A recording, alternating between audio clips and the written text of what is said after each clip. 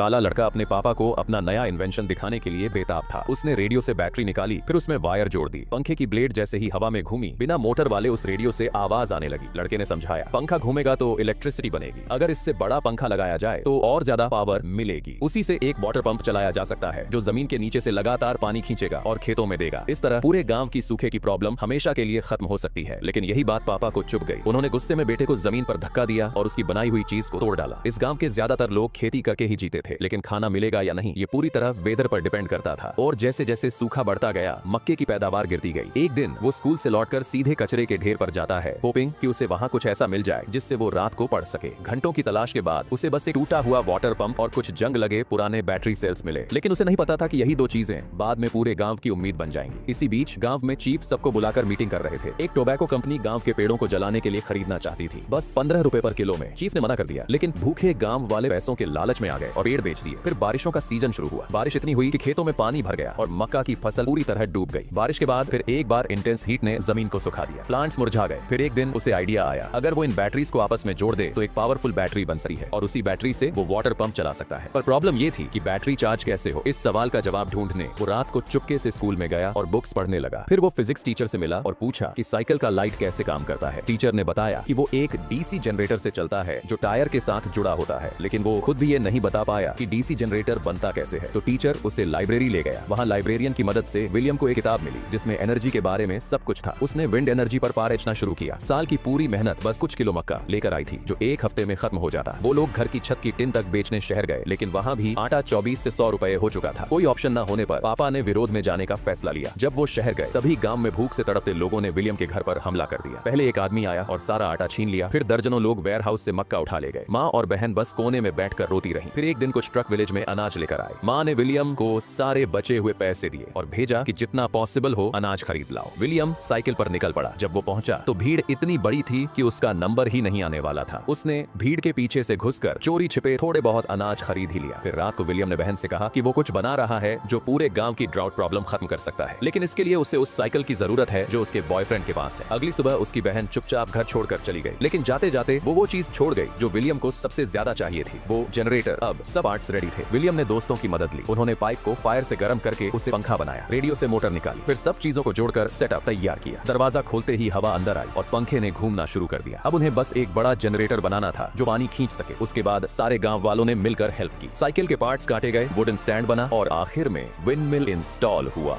हवा चली और पंप घूमने लगा और पानी निकल आया। पापा ने विलियम को गले लगा लिया। गांव के लोग चिल्ला उठे। सूखी जमीन पर फिर से हरी घास उग आई।